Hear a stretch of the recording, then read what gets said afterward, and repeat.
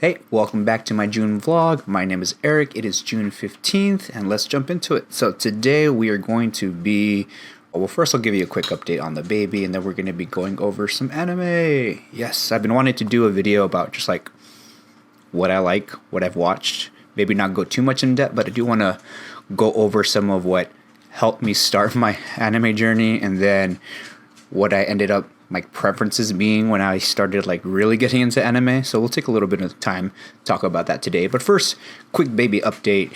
Baby's still not here. Thank you for everyone who keeps messaging us saying how the baby is. Baby will come when baby's ready. So far, we are thinking maybe closer to the actual due date, but who knows? Contractions are starting to get here. So thank you to everybody who keeps checking in on us. We really appreciate it. And yeah, let's jump into it. By the way, hope you guys liked the picture. That was done by Angelo with our little corgi buddy. I don't know if you can hear him in the background with his little paws.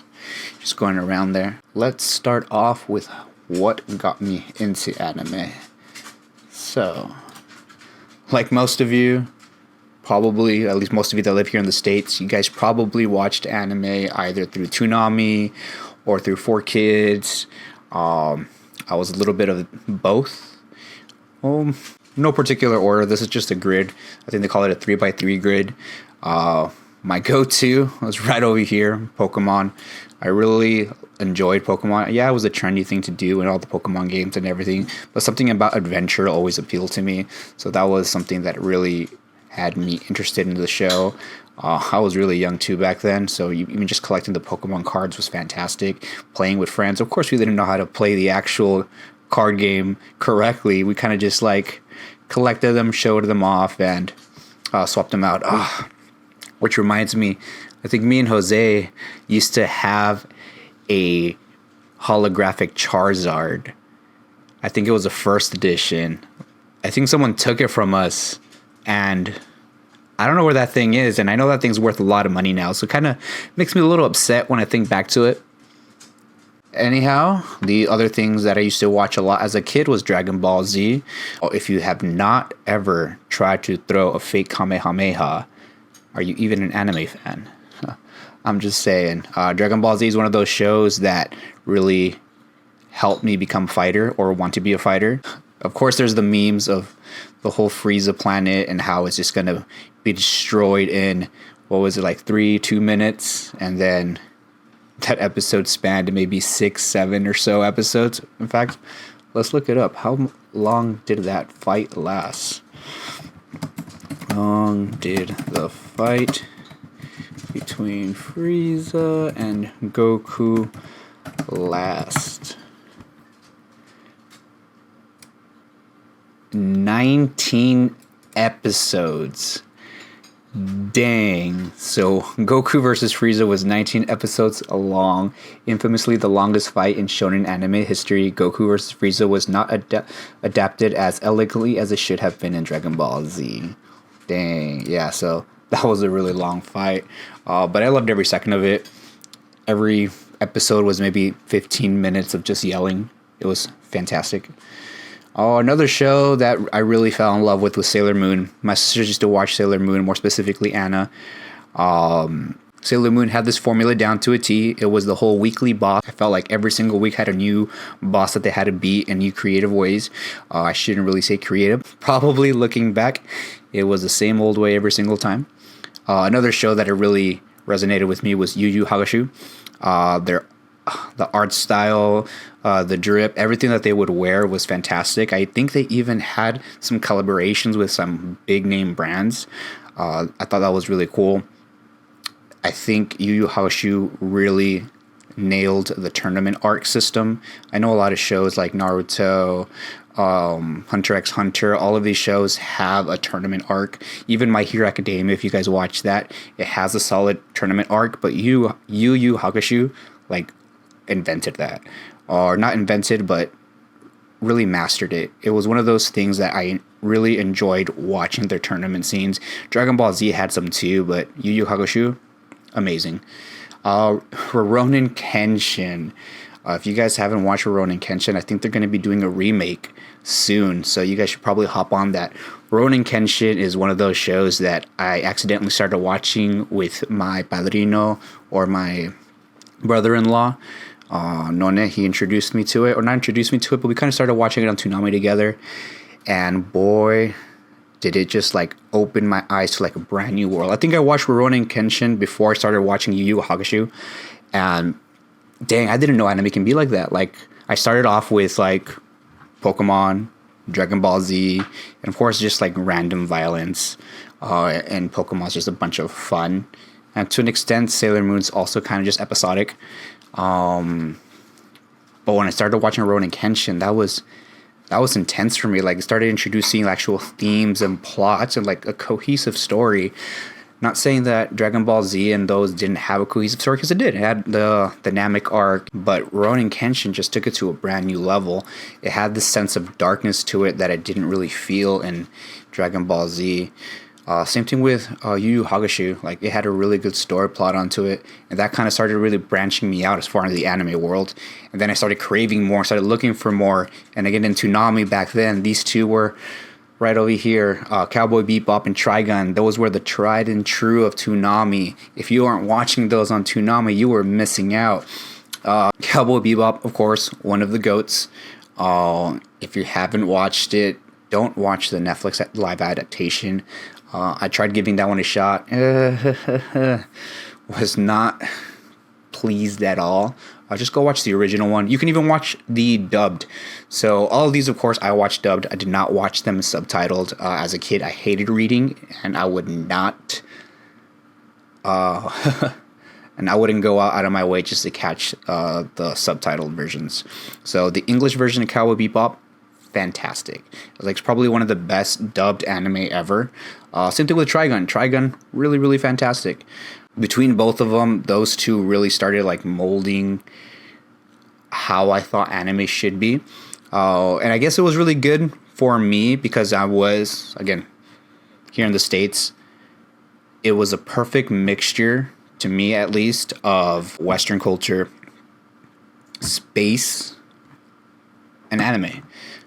Before all this, most of these shows like Rurouni Kenshin, Sailor Moon, Pokemon, Dragon Ball Z, and even Yu Yu Hakusho, all these had very Eastern themes. The jokes and the dialogues they had were hard to translate into dub, since most of the jokes were meant to be understood in a Japanese audience. I felt Cowboy Bebop and Trigun were one of the few shows that excelled in the West, just because, of course, Cowboy Bebop is very Western. Trigun, also a little bit Western, but more of a, what do they call that? Mad Max, like Doomsday in the desert. And yeah, that was really interesting to watch, and it made me want to explore more anime. After that, that's when I started like really reaching out. Or before I get into that, another show that I used to watch in, was it WB for kids, was Digimon. Digimon was also one of those shows that was a long serialized show. I didn't know that shows could be serialized. Before this, all I would watch was like Ed, Ed and Eddie, Courage the Cowardly Dog, Powerpuff Girls, all the Cartoon Network type of shows. And yeah, there was a few episodes where like it would be maybe serialized, but most of them were just episodic. Digimon was one of those first few shows that really pulled me into a story, into a brand new world. Digimon was also one of those first few isekais. I will die on the hill that Digimon is an isekai. Like, they go to a brand new world with a bunch of monsters, and they just gotta find their way back. Anyhow, one of the later shows that I started watching once I was transitioning over from these basic, I wouldn't call them basic, but almost like gateway shows, was Initial D. Initial D I could not find like a dub version, so it was one of those first few shows that I actually had to read, and it just,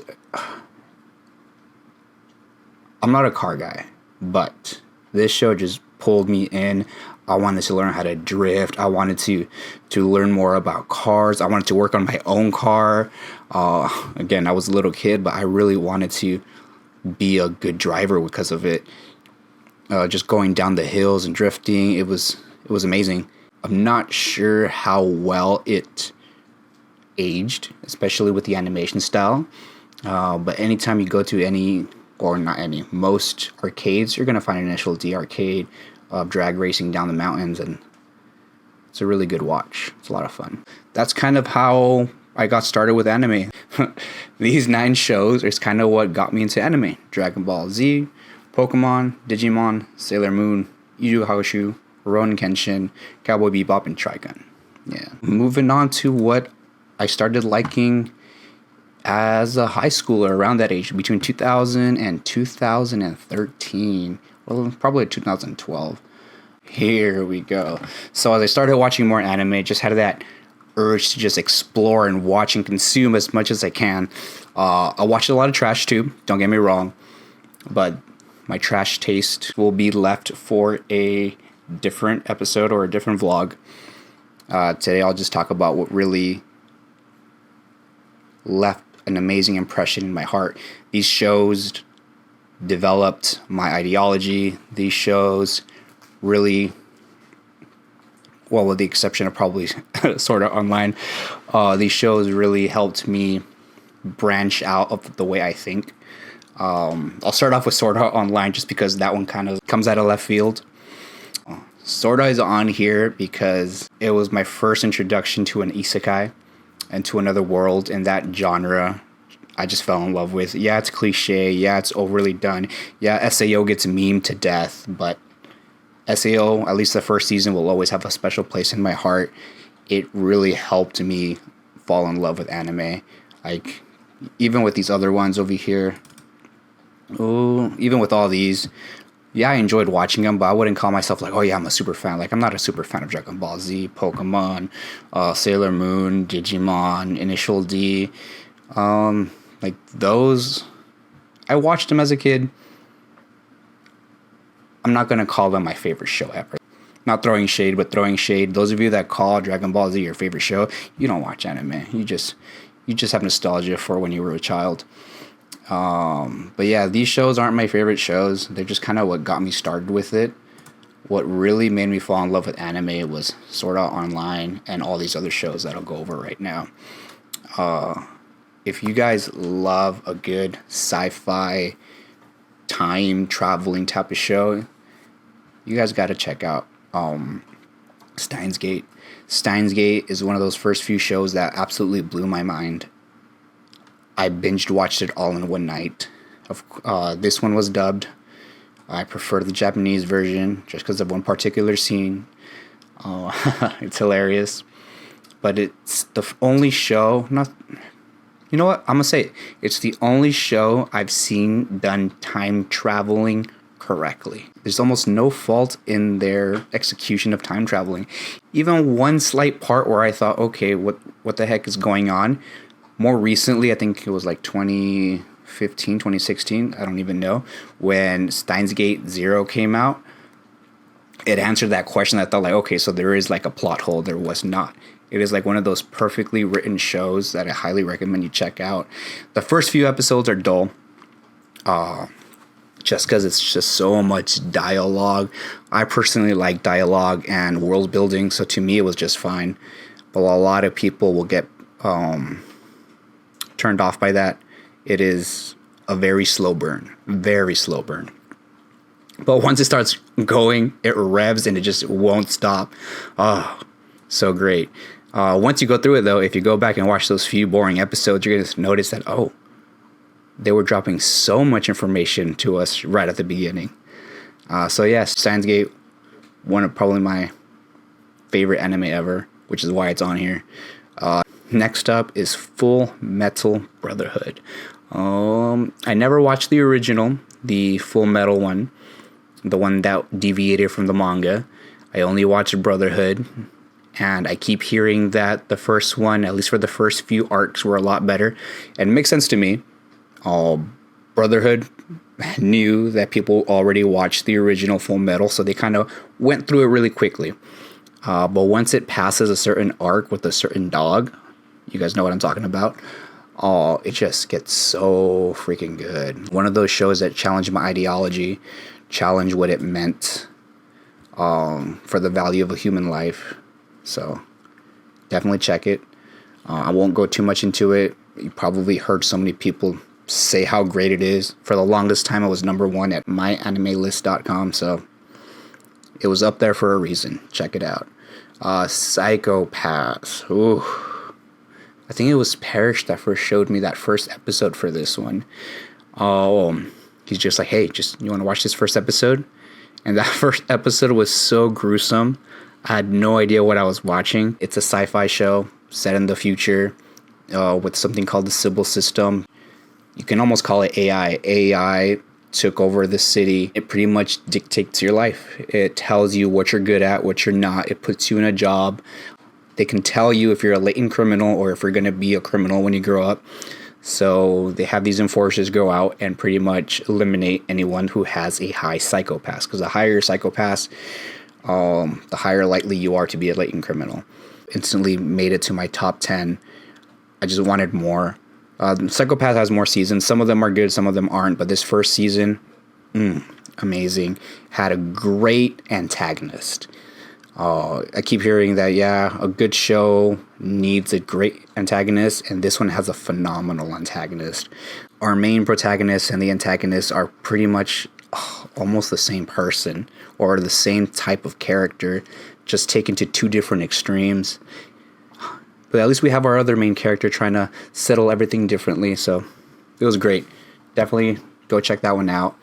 Check all these guys out. Like, if you've never seen anime and you just kind of want to dive into it, check these guys out. I will say I'm sorry in the beginning, because these guys are going to set your expectations and your bar pretty high, and you won't be able to watch normal shows since these guys are going to be so good.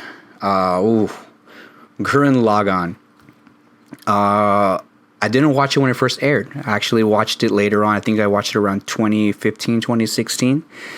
Oh my gosh, man. This is a larger than life show.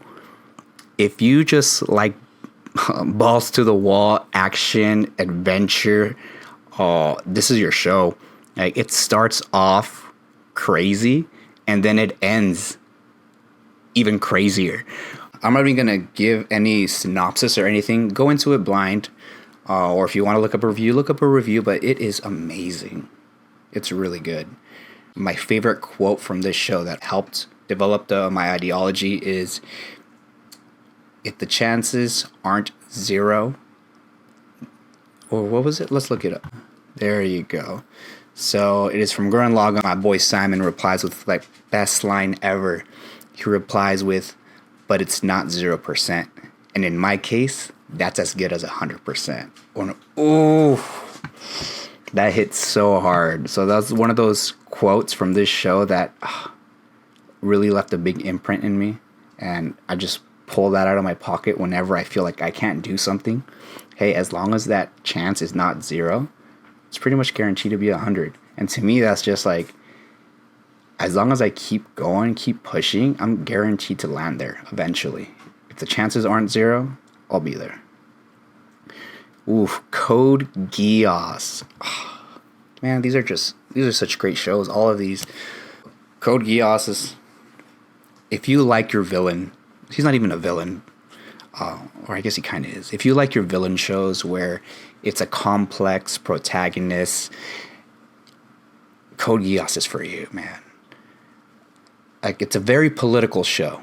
Don't get me wrong. So if you're not into politics and manipulation and all this stuff, don't watch Code Geass. But if that's something that's always like interested you, this show, almost flawless.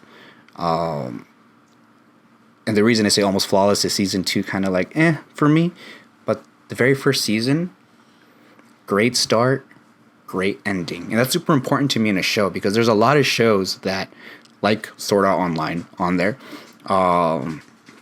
that have a great start and they just drop the ball. Like Sword Art Online dropped the ball so hard. But Code Geass and pretty much every other show on this, well, maybe also Death Note, but all the other shows on this list, they had a fantastic ending. And to me, that matters more on how the ending was than how the middle was. Like, you know what they say, you start strong, you end strong. As long as that show starts strong, keeps that going, and then ends even stronger, beautiful. And Code Geass does that. Death Note If you haven't heard of Death Note right now, like, have you guys been living under a rock? Death Note was great. I could talk about it, but I'm not going to, just because it's such a popular show that if you haven't heard about it, if you haven't at least seen the memes of the dramatic pen writing, then you've been missing out. Go watch it.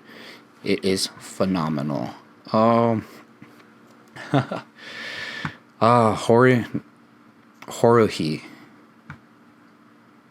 What's the full title of that show? There you go.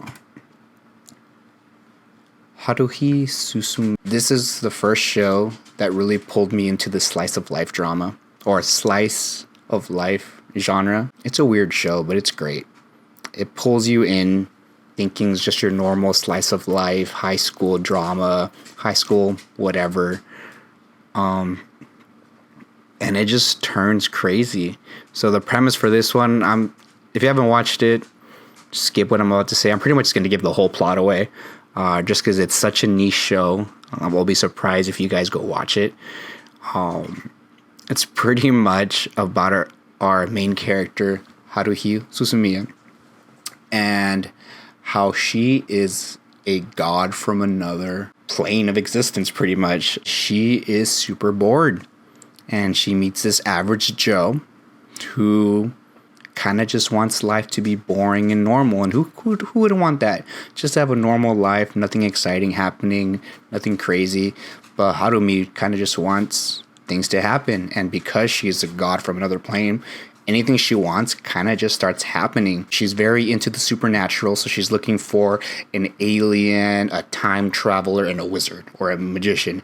And it turns out that all her friends were secretly an alien, a time traveler, and a magician. And it's just so quirky, so much fun, and it ends up being way better than it should have been. With the exception of the Endless 8. Please skip that. Unless you want to feel that whole feeling of like dread and repetition. This show, I really don't know how they got away with it. So for a few episodes, was it 8 episodes or was it 6? Endless 8. Endless 8. Yeah, it was 8 episodes. So this show, for 8 full episodes, back to back, replayed the same episode with different shots. So the story was exactly the same. They just changed the camera point of view and just kept on going and going and going. I mean, it turned out there was a reason. They were trapped in a time loop, and everyone was unaware. They kind of had a feeling something was off, but the only one that wasn't really affected was the alien, and she kind of experienced this over, and she just goes into like, oh yeah, I've relived this day for hundreds, thousands of years. And I'm just like, what the fuck? I was annoyed just watching it 8 times. I cannot imagine what it would like to relive all that for that long. Which actually goes off to a spin-off with her, so it was played on very nicely. And finally, I got Durarara. I've always loved shows or books or stories with multiple characters, and Durarara has like a plethora of characters. There's so many characters, so many stories going on. I hear this as one of the critiques. People don't like this show because there's too much going on, and I can understand where that comes from. There's so much going on from the very beginning. Every few moments you're transitioning from one character to another. Every character feels like a main character, and again, it just lands the ending so well. It builds everything up. It's a mystery, so you're getting all these hints and clues about this gang war and about the supernaturals and everything that's going on, all the manipulation, all the strings being pulled in the background. And then you start finding out who's actually in charge and what's going on and who's who and who's what. Near perfection. I wouldn't be able to explain the show even if I wanted to. I'm sure someone can, but this show's so convoluted and so crazy and so amazing that I wouldn't do it justice if I even tried. So if you want a long series that's full of mystery, twists and turns, supernatural, gangster stuff, and just all around amazingness, Durarara is for you. That's kind of a quick little summary of my top 8 during that time. Like, this is, if you ever wanted to know, like, whoa, like, what does Eric like in anime? This is it. This is like the genre that I enjoy. I enjoy things that are supernatural. I enjoy isekais. I enjoy political shows. I enjoy science fiction shows, larger than life shows. I even enjoy some slice of life now and then. Mystery, detectives, thrillers. Those are kind of like my bread and butter.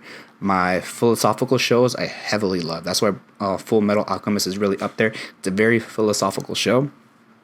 And yeah, thank you guys so much for watching. If you watch it all the way to the end, please share it with someone that likes anime. Don't forget to like and subscribe. And you guys have a wonderful night. I'll see you guys next time.